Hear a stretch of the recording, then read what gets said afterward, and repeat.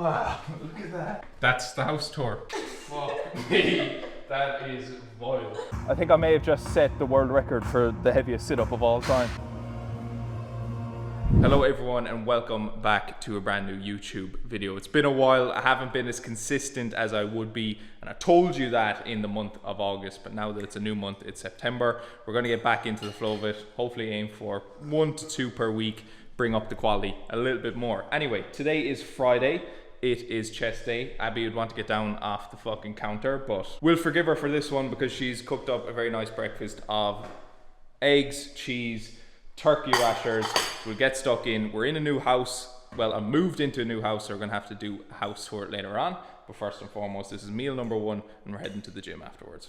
Personally speaking, as nice as it is to have Abby cooking the eggs and bagels first thing in the morning, it's a pretty close call between the quality of these and how nice they taste versus the ones that I was cooking up just a short few months ago. Not even close. Do you know what it is? This even looks a bit glittery because of the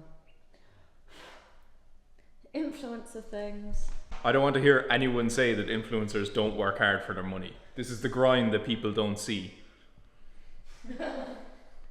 For legal reasons, we have to disclose that this is EHP, OxyShred, Cosmic Blast. Definitely EHP OxyShred. It's definitely EHP. The only pre-workout I use. And it's definitely not a pre-workout of a similar colour or shade. Tastes a lot like Optimum Nutrition. What? It's so crazy. mad. That's so mad. Because it's definitely OxyShred. Since the last YouTube video, I have moved house. Myself and small Sean have moved house. And in my personal honest opinion, the one that we're living in now is much nicer, much bigger, as you can hear from the very high ceilings. There's a lot of reverb, which makes my voice more commanding, which means you're gonna walk into the tripod, which means when I'm doing a live video, or I'm doing a demonstration, or I'm talking shit on a YouTube video, there's more authority over my tone of voice, and hence you're gonna be more likely to listen to what I say. Anyway, here is, again, I'm not Dermot Bannon, so I haven't a clue how to talk you through the interior decor of a kitchen, but there's a chandelier, I know the term for that, a white marble top counter, we have an arch here, there's a border around the arch, white cupboards. Come with me into the living space area. Again, another chandelier, we have a piano, boom, another chandelier, a wooden table, wooden floor, a couch which does a really cool thing that it folds down the headrest, and you can, if you're just looking to stick your head back, you can fold that and then you can fold it back. Oh my god! Wow! Now come with me to the sleeping spaces. Now, I didn't clean up the house beforehand because I can't be arsed, it's going to take too long. But in here, and we're not going to show too much because I don't even know what's going to greet me behind this door, but this is small Sean's room. We won't go in too far out of privacy's sake. An ensuite, walk-in wardrobe. It's the same with my bedroom there as well. The only thing with here, and it's a very good complaint to have, is a lack of natural light in the hallway. So you really have to use the light switches even in the middle of the day for fear that you bump into a stray corner, etc, etc. In here is a non-functional bathroom. We need to get the plumber in to fix it, but nonetheless, shower. It fucking stinks, Jesus Christ. It actually fucking stinks. Oh my god. The least said about it actually reeks. I told you it smelled down here. Fuck me, that is vile. I swear I didn't use it just before we went in.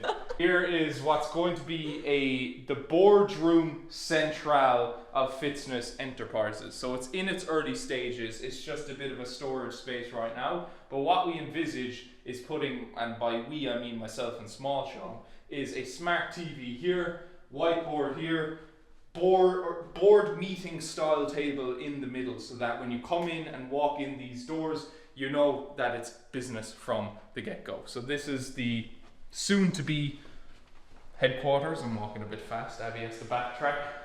Here we have our washing machine, dryer, and down here we have where the magic happens, Sean Fitzness's bedroom. Walk-in wardrobe, and in here, the ensuite. Wow, look at that. That's the house tour. 2 ensuite bedrooms, 1 bedroom / study, which we're going to make into a meeting room, and then we have the living space and the kitchen. That's it. Now it's time to hit chest. Thank you all for the house. For the house!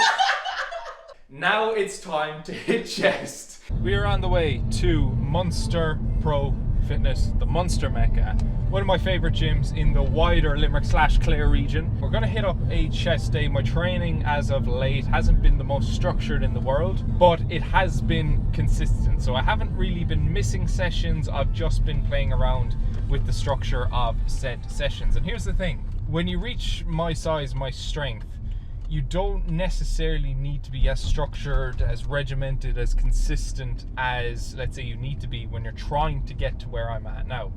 One of my favorite phrases is that it's difficult to start the gym, or it's difficult to start something, but it's easy to keep going. So once you have that momentum built, once you have a physique worth preserving, it's not that you can afford to take your foot off the gas, but there's less of a requirement to be on the ball all of the time, if that makes sense. So me in my situation now have the luxury of just playing around with a chest session on one day if I want to, or just a general upper body or full body session. I don't necessarily have to have it structured to a T. But if you're trying to get to my level, I would definitely be recommending picking a workout split that you can stick to, and no matter what, being as consistent as possible, following that split for an extended period of time. So that's my rant. We're pulling up now, and it's time to get into the session. So I'm going to talk you a little bit through my training session yesterday. So the first exercise that I decided to do was incline dumbbell bench press. Now, for this particular exercise, I'd usually do somewhere in the region of 6 to 8 repetitions, which would lean a little bit on the heavier side of the weight selection, but simply because I'm too strong for Munster Pro Fitness, in the sense that the 50 kilo dumbbells are the heaviest ones available to me. So instead I ended up doing 3 sets of 10 reps, and I think 11 repetitions on the last one, simply because Abby was filming my set. And when I'm filming my set, and I've explained this before, it's like someone just puts a spotlight on me. I may as well put my 110% focus into it, put as much effort into it as possible, because if I do post that particular exercise, I want it to be a performance, a set that I'm proud of. So for me, and definitely something worth experimenting with yourself, especially for someone who struggles with focus and with concentration, see if getting someone to film you doing your set allows you to tap into an extra 10-20% of complete and utter focus. The second exercise that I did was a machine chest press. When it comes to machine chest presses, I like to feel as though as I'm coming to the top of the movement, the handles are converging. And what I mean is that the handles are coming closer together at the top.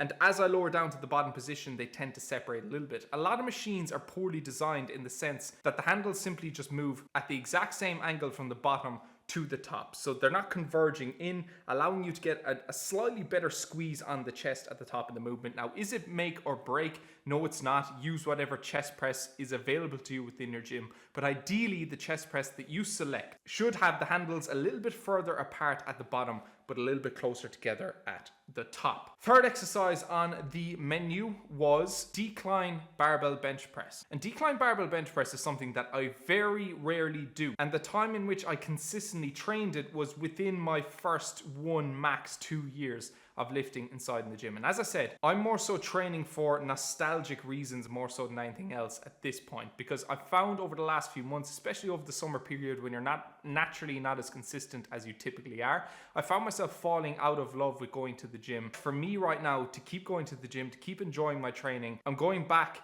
and training in a style that is congruent with the time in which I enjoyed my training the most. So decline barbell bench press, I definitely feel the soreness as a result of it being a stimulus that I don't typically inflict upon my chest. But if you're someone looking for a little bit of variety, a little bit of novelty within your training, maybe you should have a go at it for a couple of weeks and see how you get on. I think I may have just set the world record for the heaviest sit-up of all time.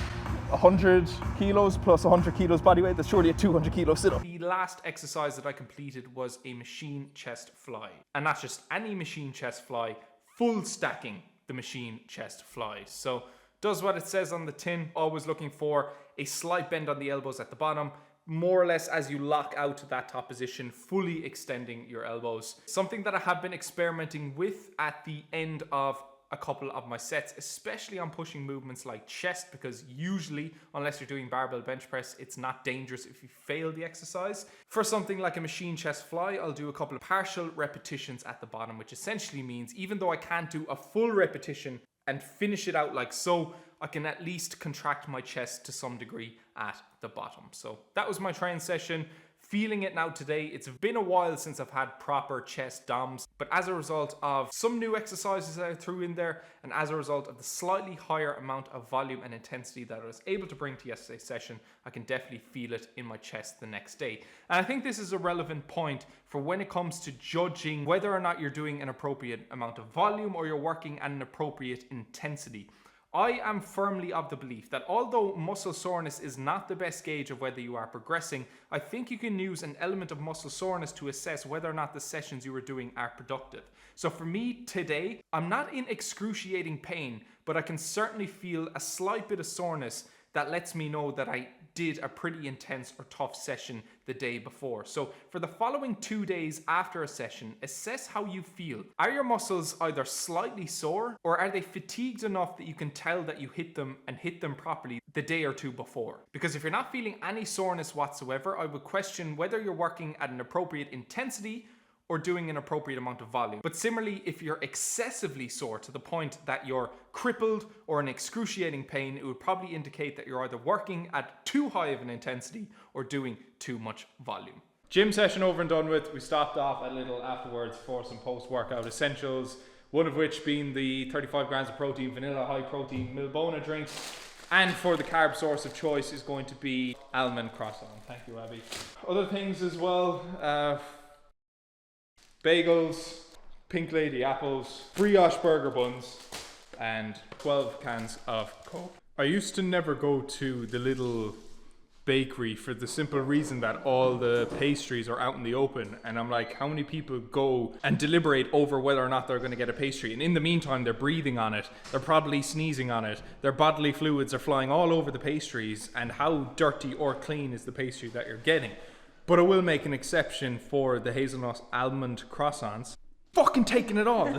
I said take a small bite, not the whole thing. I'm currently sat at the laptop doing check-ins, but that reminds me, because as of now, I'm recruiting for, it's mainly dudes. I can make the exception if a woman makes a pretty good case in the application form, but I'm recruiting for dudes who are looking to completely overhaul their physique, their strength, their muscle mass over the next 8 weeks. Now, I haven't done one-to-one coaching in the bones of the last year, but I've opened it back up again to a limited number of people who are ready to take their physique, their strength goals, their body composition goals as seriously as possible. So what you're going to get with the coaching is going to be weekly check-ins with me, but the check-ins are not going to be any check-ins. They're going to be me on the phone to you, not ensuring that you're doing all of the right things, but rather expecting that you're doing all of the right things, because I'm just not taking on people who are half-arsing, who are looking for someone else to blame, who are lazy, who are unmotivated. This is for someone who is fed up of operating at 40-50% of what they know they're capable of doing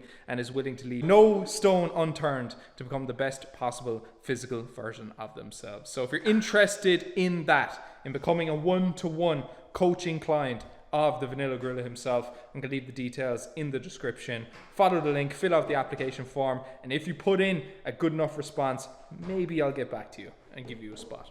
Can you explain this to me? Sean and other Sean, at the big age of 25 and 26, and having lived together for how long? 9 months? They do not have a colander or a pasta strainer of any sort, so this is trying to get the broccoli out. But what's this supposed to do? Soaking up the water that I can't drain away because there's no colander. We're learning. We're not there yet, okay? We still have a cleaner who comes to the house. She doesn't actually clean, but the reason she cleans is because she feels bad for us and that she has a son, and she's like, if someone isn't around to take care of her son, she'd like the idea that someone would take care of us. So look, Abby, cut us some slack, please. So meal number 2 of the day, courtesy of Abby's culinary skills here. 2 turkey burgers, some broccoli, cheese, and a brioche bun from Lidl. So there's no point to this clip aside from in the interests of recording a full day of eating, because full days of eating for me tend to perform better on YouTube, so I'm just going to make this into a full day of eating. Next meal slash snack is a cookies and cream squares bar. Now unfortunately, this is the perks of having Abby over, is that she's forcing me to eat something healthy for a change. That being an apple.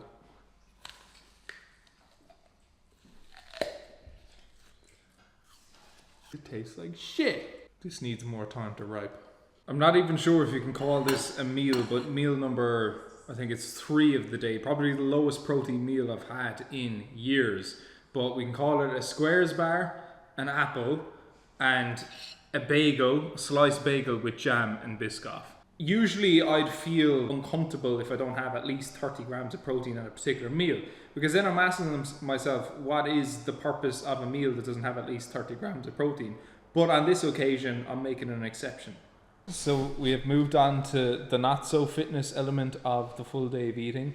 It's Friday, it's 27 degrees, so Abby has so kindly fetched a alcoholic Le Coq margarita from the fridge, which has been here the past 2 months. Would recommend. 1 tequila sunrise coming up.